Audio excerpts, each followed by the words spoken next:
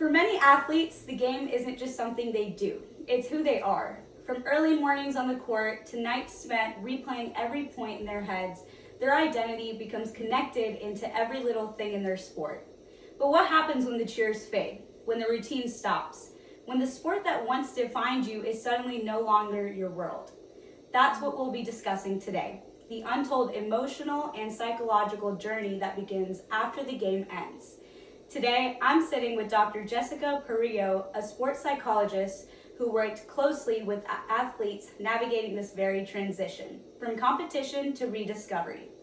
Dr. Perillo, thank you so much for joining me today. Thanks, it's great to be able to talk with you. Thank you. So to start off, when athletes step away from their sport, whether it's due to injury, retirement, or just burnout, what are some of the most common mental or emotional challenges that they face?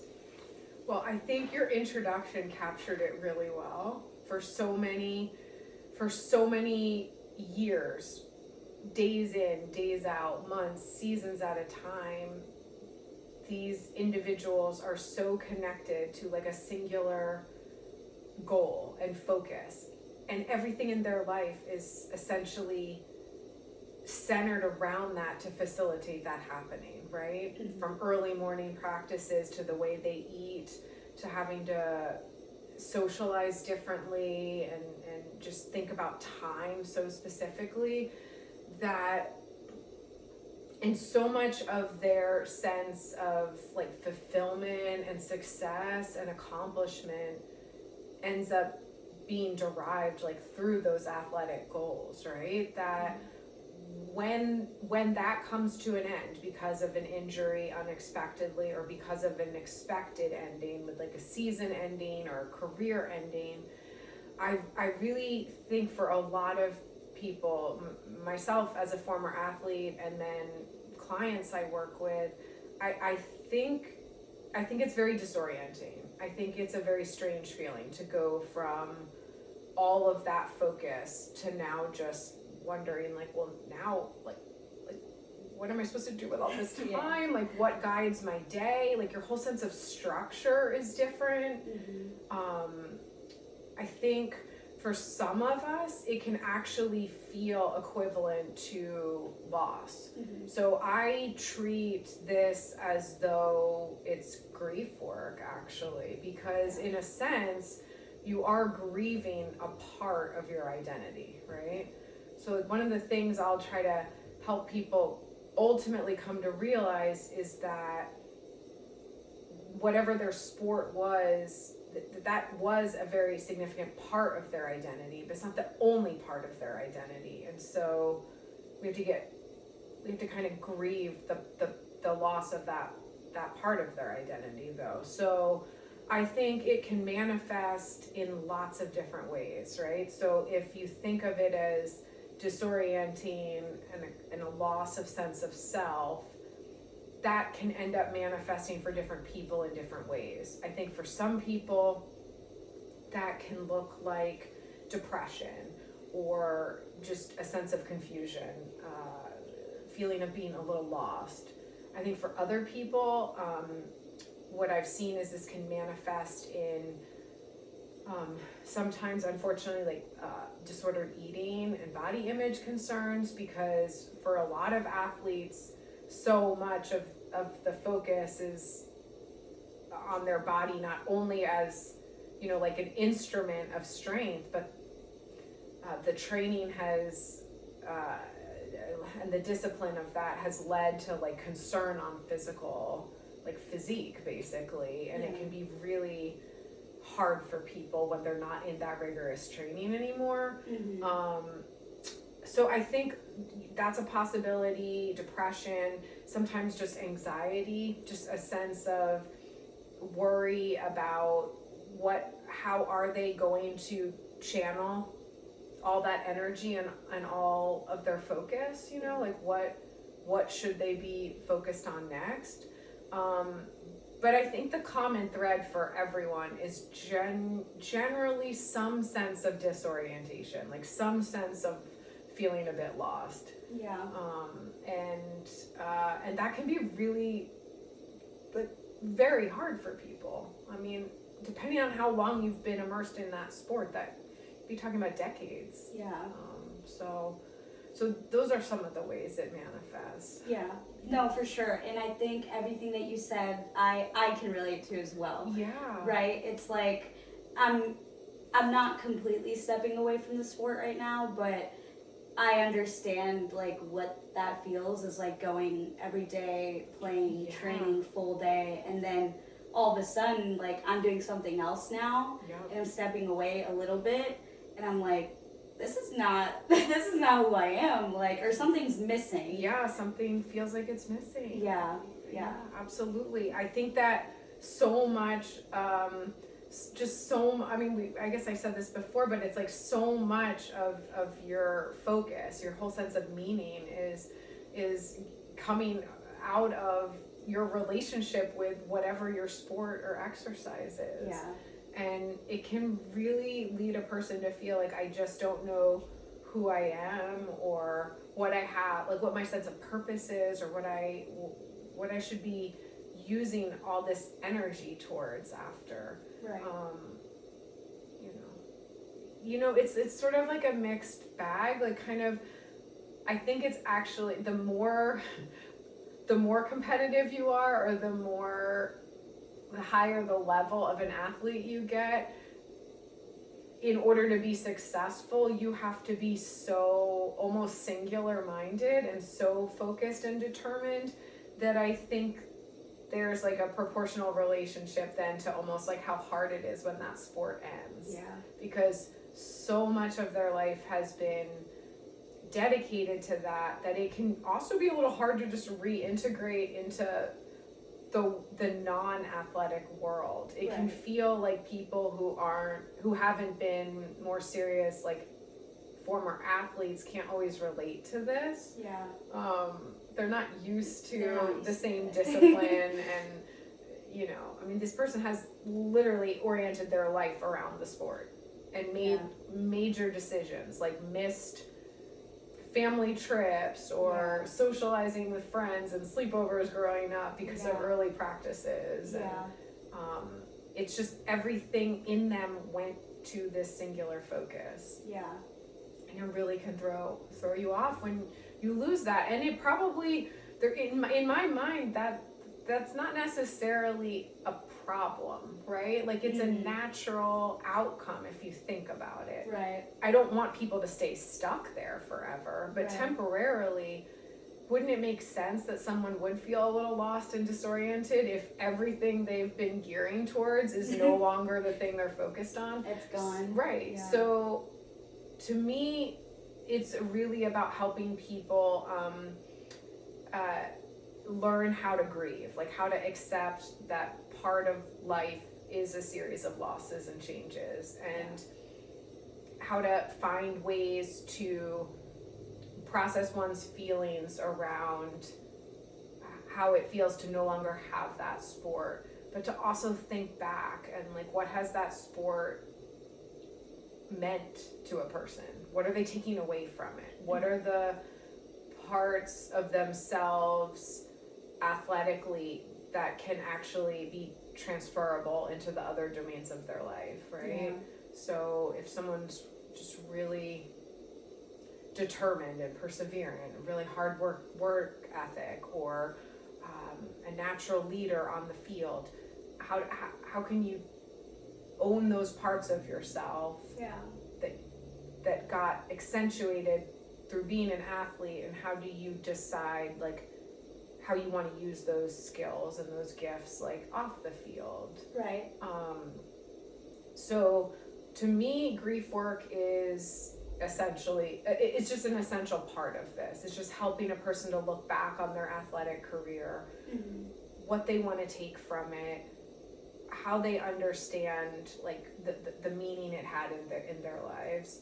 And then it's about, in a hard way for some people, like how to redirect that focus. Yeah. Because you're not ever, even if you get to like a professional or an Olympic level, like you can't only be your sport. You can't only be an athlete. You're a person. So that's maybe a really salient part of who you are, but it's just that, it's just a part. Yeah. And I think people have a really hard time like getting their heads around that for a while, and then through just either therapy or just trying new activities and redirecting that focus, eventually hopefully most people find other ways to like find meaning in their life, right? Yeah. For athletes, maybe that means they take on a coaching role, or they still find a way to like stay connected to sports in general, or maybe they bring some of these qualities into like teaching or writing, but they still keep exercise and activity, like physical activity, in a significant way in their life. They still feel strong in their body. I mean, for me, like I have never lost that competitive edge that I had when I was an athlete. So I have to like sign up for silly like 5Ks or something. Yeah. Or I have to be competitive with friends or something. Do you know what I mean? That's Like nice. we just have to find ways to still channel some of that if it was like a really important part of like who you are. Yeah. So I think the grief has to happen along the way, in a healthy way. Yeah. I think where people get tripped up is if they don't let themselves do that like healthy grieving and processing. That's when I see it sometimes turn more into the more serious things like disordered eating or depression or something. Yeah. So that's No, I think there's a really good point in there that you said, there needs to be other factors in your life and not just your identity being the sport.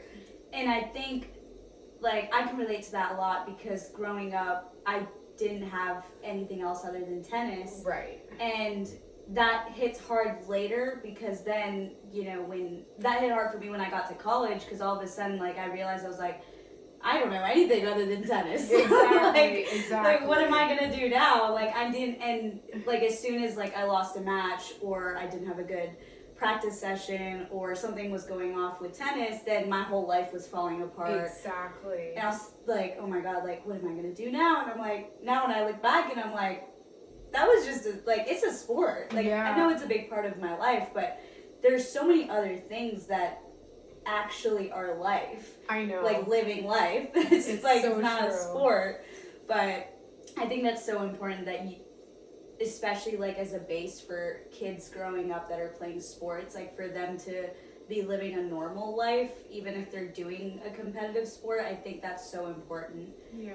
Yeah. Yeah, and I mean, I think that happens a lot, like what you're describing. Like everything about being an athlete, like you're constantly reinforced for every, best personal record or win or, achievement you've made. And your whole sense of like self basically gets built up around that it can take on a disproportionate level of importance, and you don't always then get the most balanced or grounded sense of reality that like other things can also like make up our sense of identity or meaning too. But look, to be successful as an athlete, like a lot of times you really do have to be immersed in that world, and it is a little imbalanced, and that's okay. It's just that when you come out, it means it's a little harder to readjust. Exactly. And you just have to go through a different learning curve and a learning process, and come to find the other goals you can set in life, or the other things you want to try to set for yourself. And I don't know how to rebuild like a whole sense of like schedule and rhythm in your day without practices or competitions. I also think the loss of like team members is really hard for people. If you've been on a team sport and you've traveled every weekend with your team for years, and you have these incredible bonds, and you go through wins and losses together, and you see each other through all sorts of personal struggles and growth.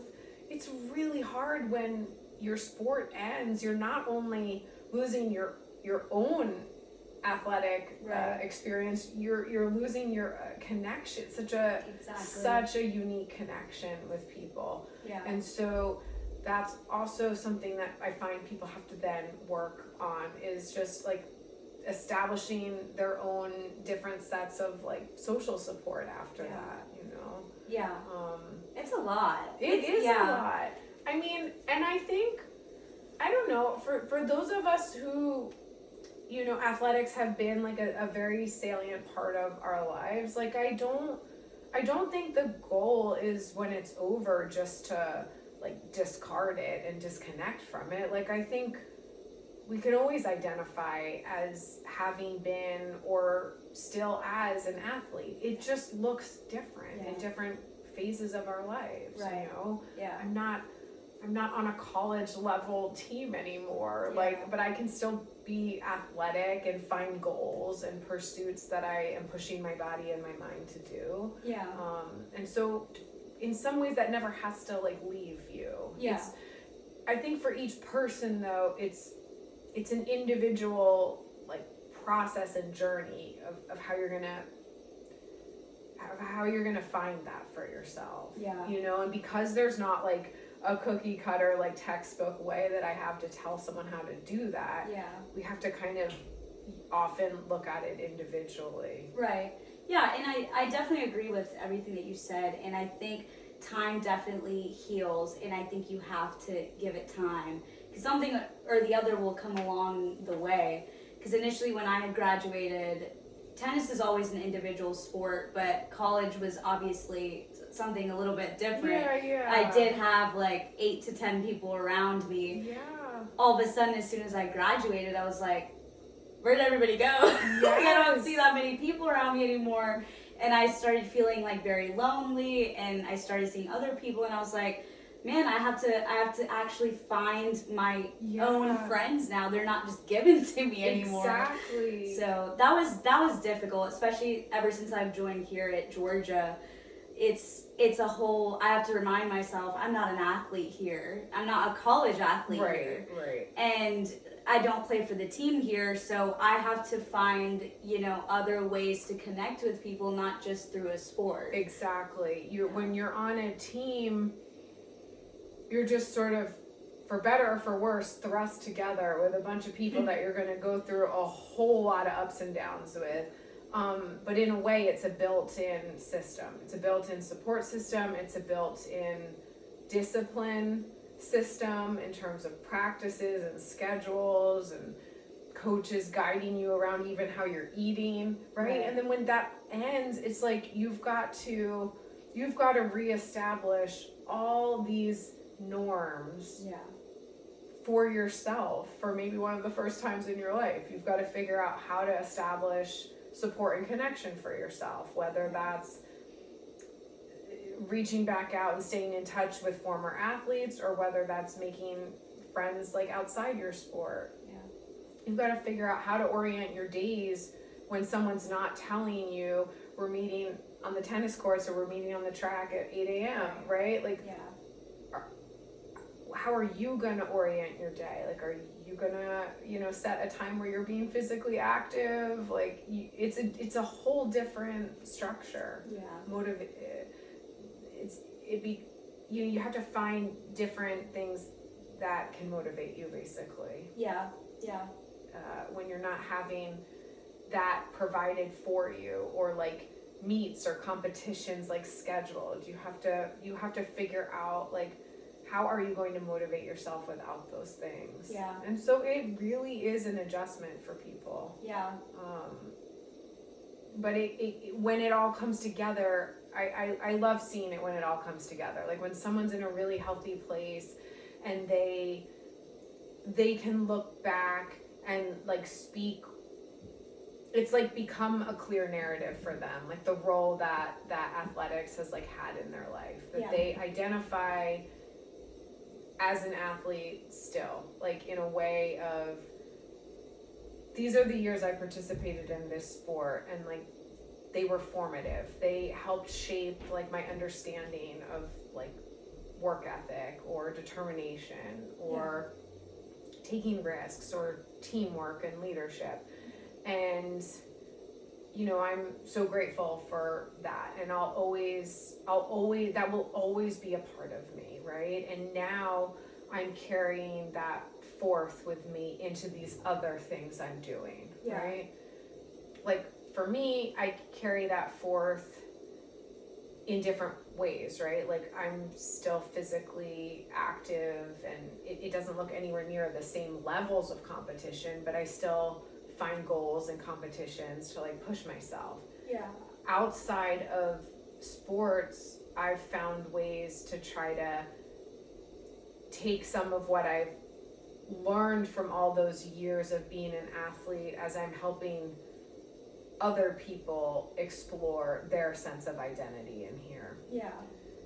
I mean, one doesn't have to become a psychologist though, right? Like they can integrate their sport in any way. Maybe they're a writer, maybe they're a teacher, maybe they're a coach, maybe they volunteer working with kids in a local soccer league or something, Yeah.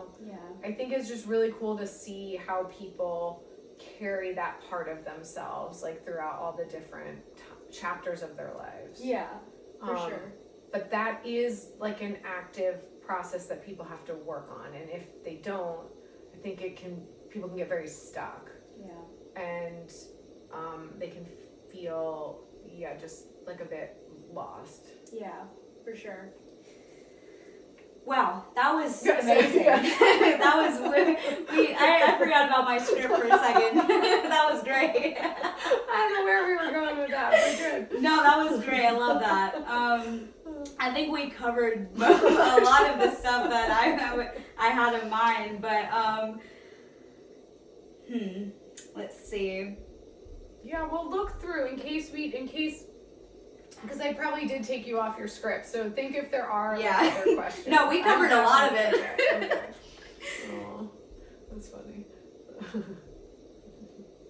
Okay, I got one. So, in your experience, what role do reflection, rest, and even therapy play in helping athletes heal and move forward after they leave competitive sports? I mean, I can't say enough about each of those things, but especially when combined. That's like the perfect template in my mind for helping a person move forward in the healthiest way. Yeah. But not everyone chooses to nor needs to do the therapy part, right? I think as long as there is an intentional and thoughtful focus being spent on reflecting when one takes a step back. Yeah.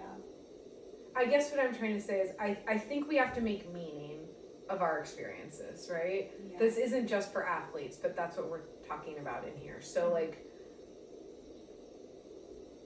if leaving a sport is really hard for someone, that suggests to me that being an athlete was very meaningful to them, right? And so that person needs to be able to create some sense of an understanding and a narrative, some sense of meaning about how that sport and how their relationship with that sport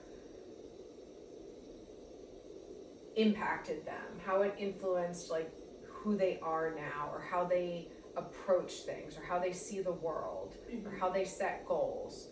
And the more that one, in my mind, I think the more that one is willing to take a step back and reflect on all of that and try to create like a cohesive understanding and narrative about that, the easier it is to then bring that into whatever they're doing next. Yeah. Like it provides almost like a through line, right? Then to the next chapter of their life. Yeah. They're able, it's like seamless. They're able to see, this is how my relationship with sports like shaped me, and now I'm bringing those skills or those strengths or those values into this other thing that I'm excited to go pursue. And yeah, I just think the more one takes time to reflect on that, whether it's in therapy or with a friend or in a journal or whatever they need to do, I think it will set them up in a better way. Yeah. I still think so I think that's a critical part of it. I can't say enough about that. I think the other part of it is you do have to, in addition to reflection though, take action at some point, right? Like all that energy and all those goals and all that focus that went into practice and competition, I mean, it has to get redirected somehow. It can't just only be thought about, right? Yeah. You have to find, okay, like, what am I kind of replacing some of these things with? Yeah. Like, is that going into a professional endeavor? Is that going into, like, a trip? Like, where is that going? Yeah. You know, like, we have to have forward movement in order to not get stuck. So the reflection is invaluable, and that's step one, but then it's a matter of, like, with that understanding, like, channeling that energy into, like, a redirected, refocused way. Yeah.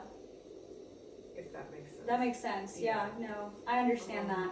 I think that step is, I know as easy as it sounds, it's very difficult.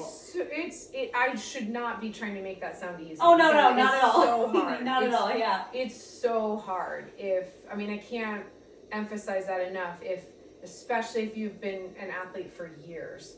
I mean, the longer you do something, the longer that something takes up a big part of your identity, almost the harder it is, because that's like all you've known. Right. And it's like everything else feels like a overwhelming, like, foreign concept of where do I even start with this.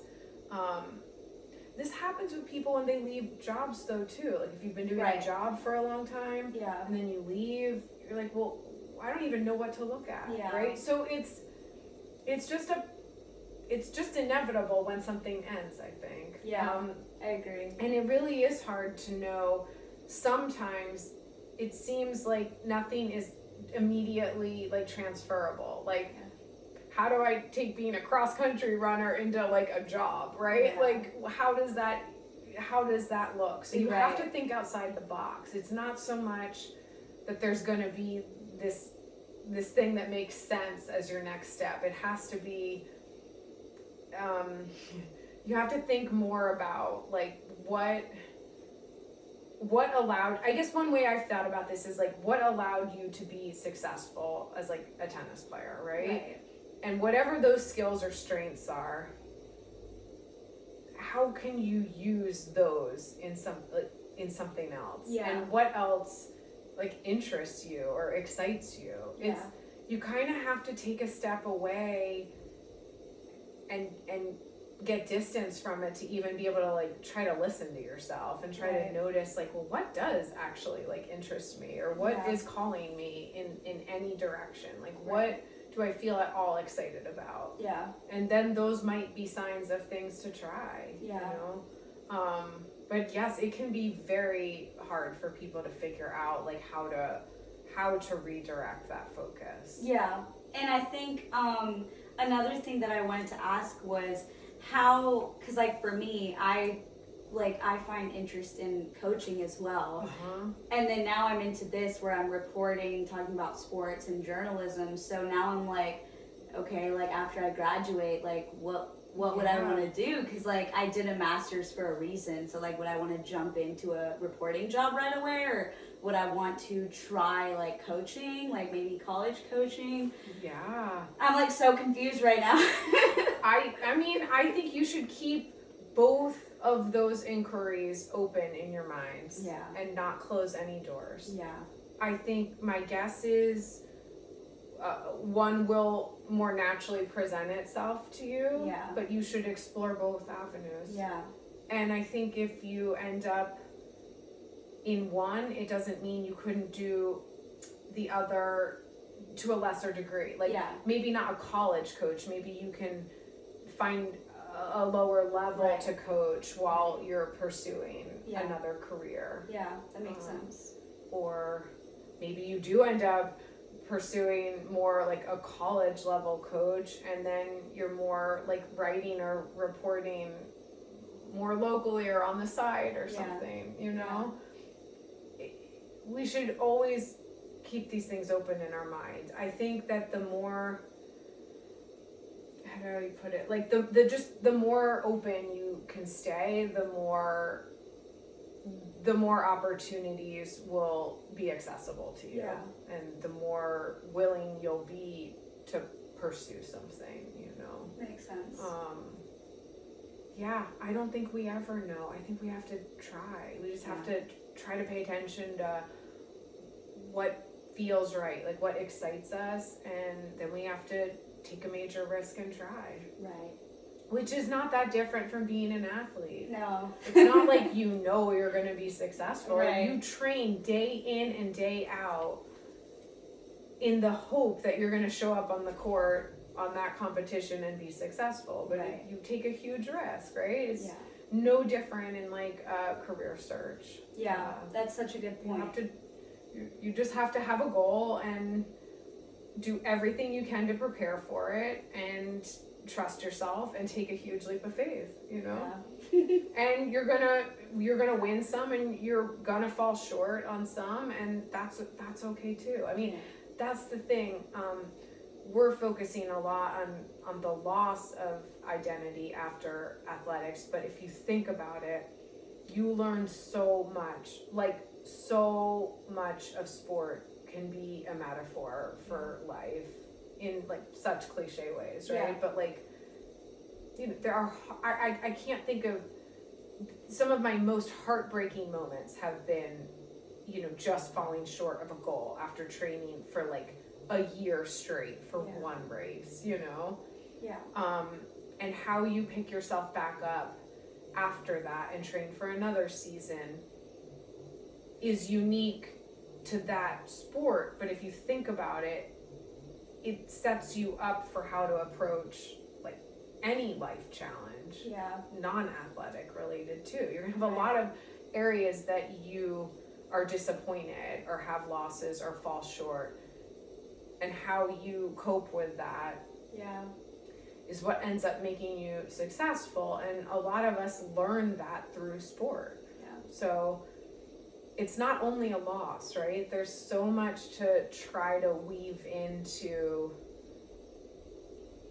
your life after a sport that you learned through sport. Right. So I think that's part of it too, for me at least. Yeah, for sure. I agree. Yeah. Awesome. So much to think about, right? I know. It's not easy. I know. But we need people like you for guidance. Well, and people just need, I mean, even if it's not a psychologist or a therapist, I mean, just even talking, just even connecting with other former athletes or coaches or mentors, that can be a really important part of your post athletic career like journey too. It's just important to connect with other people who have a shared experience and who can identify with like what you're going through, basically. Yeah, that makes sense for sure. Just so that you're not feeling like you're alone in it. Yeah, because if you're trying to just merge with the rest of the world who hasn't had a relationship with athletics like this, they can't often really relate. Right. And it can make you feel more alienated and more alone. And people tend to do better when they have support. So, that's true. And I've experienced that, like, because a lot of I have a lot of friends outside of tennis and sport as well who don't play a sport. Right. Or it could be family as well, like when I tell them something and they look at me like, what do you mean? Like, that doesn't make sense, or I don't know, like, what you're trying to say, I don't know what you're trying to feel, and that's when I'm like, okay, like, I understand that they don't know what it feels like to be in my situation, and I don't take it to heart, but I'm like, ugh, I really wish you could understand. Yes, So it is really important to find like support there with other other former teammates or other athletes in that you might encounter in different ways. Yeah, for sure. Awesome. Thank you. Yeah. Are there any particular coping strategies or routines that you found especially effective for athletes in this stage or things that help them, stay grounded or rediscover joy outside the sport? Yeah, that's a good question. I mean, yes, I think we can definitely think of some general ones here together. I think something to emphasize is that that's where the reflection or the therapy is particularly important, though, because I think what ends up happening is different things work best for each person, right? Like we each maybe find slightly different things that work for each of us. Mm-hmm. So in general, though, I think reestablishing some sense of structure and schedule and rhythm is pretty important, because athletes have been pretty structured and disciplined, and you have to try to, that's where part of a sense of control comes from, is like we regain a sense of control when we can kind of have a good flow to our day and we have a general sense of like what we're doing and why we're doing it, right? Yeah. So reestablishing some sense of structure and rhythm. I do think, even though we were just talking about like connection is part of a coping strategy, like making sure you're finding people that you feel connected to, that you can derive a sense of support from. I think some level of physical activity, right? If you've had to end an athletic career because of an injury, that can be even harder, right? Like if you can't be as physically active.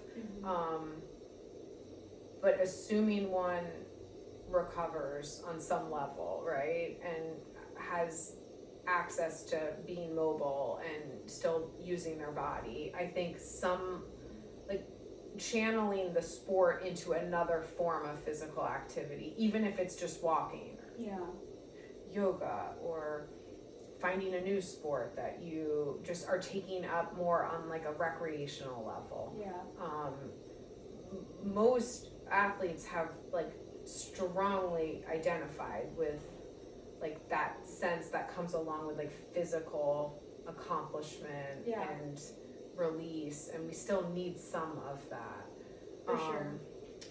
But beyond that, I think that's where there's individual exploration, like trying to figure out what does bring you joy outside of your sport. Like for me, I came to discover how much like I truly loved just being in nature and like not going for a run for the purpose of like hitting a certain mile time, but actually just finally connecting with like the terrain of wherever I was, or like noticing nature or wildflowers and things, paying attention to light. So I got more into like photography. Like you just never know like what may end up at different chapters of your life like bringing you joy.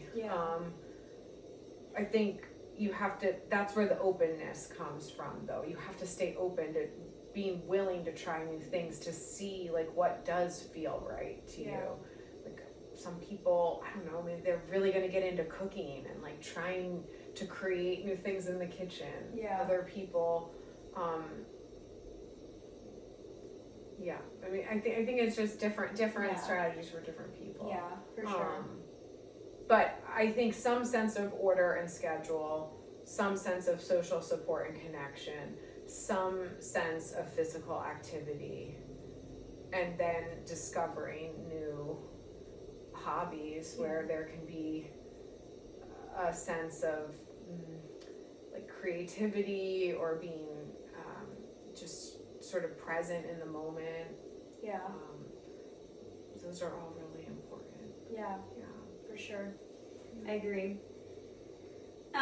Switching up on the question just a little bit to current athletes who may be going through something similar. So, for example, I'm still playing tennis, but whenever I'm not playing or training, or when I'm just resting, I feel like something's wrong. Like, oh yeah, I shouldn't be resting.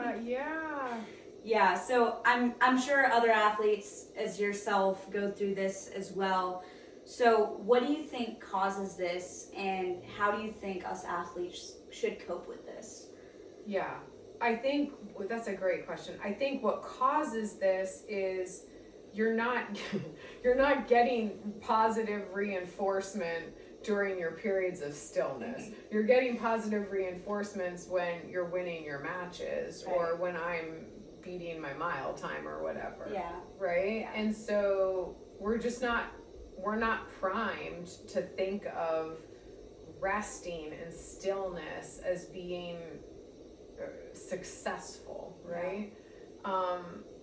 But in my mind, that's actually that's one of the downsides of being like an athlete is always like being reinforced for outcomes instead of like really trying to shift the focus more to like the overall process. Like you don't get to all those personal best times or those wins if you don't have some balance between like conditioning, strength training, sprinting, pushing your body to limits, but then also, you know, having days or weeks where you're tapering off and you're resting your body and allowing all of that work to like collect and integrate so that you're rested for that performance.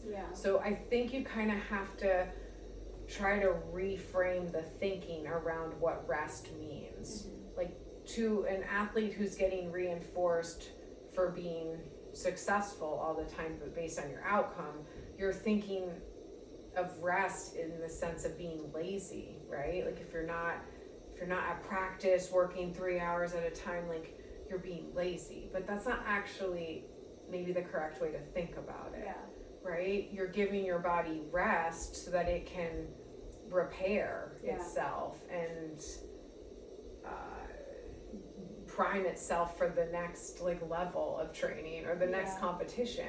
Rest in and of itself is not a bad thing, it's a necessary thing, right? It's something we're trying to give ourselves. So I think that's the answer, is trying to reframe it, trying to think of like rest as a part of the equation that is frankly just as important as the practice or the strength training itself. You know, but maybe the difference is trying to be intentional about it. Right? Like if you're understanding like the value of rest and then you're intentionally giving that to yourself, maybe it doesn't have to get thought of in such an uncomfortable way. For sure. And then I also think there's just a level of like expectations. Like I think when you're an athlete, if you've been at a really competitive level, you just sort of, I don't know how to say this, for better or for worse, we get a skewed sense of what's normal. And our expectations can become really, really high. To the point where giving yourself like a weekend or like a several months, you know, feels like you're doing something wrong. When in reality, for most people, it's just normal healthy living, you know? Like, and I think part of this speaks to having to challenge that whole identity thing. Like, you're not only an athlete. If you don't think of yourself as only an athlete, it's a little easier, I think, to give yourself rest and time to just enjoy life. But if you're thinking of yourself only as an athlete and that's all that matters, then rest and not being productive and athletic makes you feel like a little bit threatened, you know? because you know in your mind there's some other athlete out there training while you're resting. It's like creates a sense of fear almost, you know. Yeah. Like this constant competitive edge. So yeah, I think you just have to know that as athletes we think that way, and we have to look out for it, and we have to like challenge it a little bit and just be like, that's my brain talking as an athlete right now, but that's not really the only way to look at this. Like rest does not equal bad. And I'm not only my performance on the tennis court. Right. I want to emphasize and value these other parts of being human. Yeah. Which sometimes includes relaxing and enjoying things. Exactly. I think like it's funny because like at some point you convince yourself, and then right when that happens, somebody comes along, they're like, hey, you want to go for a run, or hey, do you want to go hit some balls? And I'm like, and all of a sudden I can't say no, because then you're like, come on, like you do this every day. Right. And I'm like, well, that's why I'm on rest right now.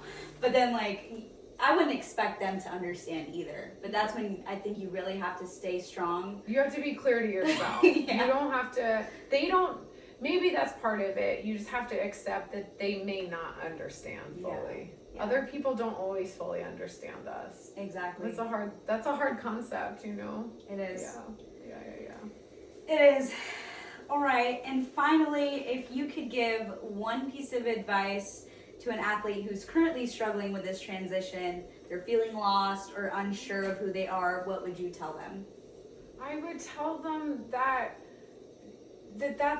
it's okay. Like it's okay to feel lost and to not yet have your sense of direction yet, and just to not get too discouraged by that or demoralized by it. It's actually, I think, a normative, healthy part of the process. Like it, to me, that's just a sign of how entrenched they've been as an athlete, and most likely then like how significant and meaningful being an athlete was. And I love that. There's so many positives to take from that.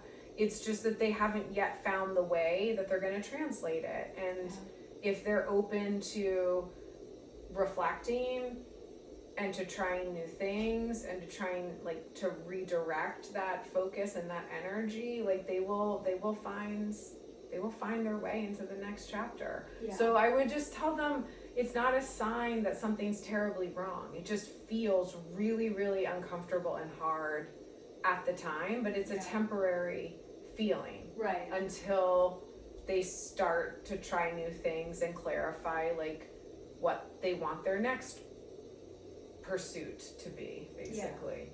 And I would just remind them that they can still identify like as an athlete. It's just not all of who they are. And that it's really exciting because now they have all these chapters ahead of themselves where they're going to find like the other parts of themselves. So I would just tell them too to make sure they're talking with someone or finding support from friends or other former athletes, or talking to a therapist or a previous coach, so they don't have to like go at that alone. And that if they really start to feel not just like lost, but like they are feeling depressed, like they're not feeling a sense of like motivation or energy or interest in anything, that's a sign that they do need to pay attention. That something that normative grief and loss might be turning more into something like depression, and to pay attention to that. Try to seek out therapy at that point. That's so important. Well, thank you so much. You're so welcome. You gave so much clarity onto this topic, and you've helped me as well. Oh, so that's thank so you. nice to know. It's really, I love thinking about this. I could probably think about this forever.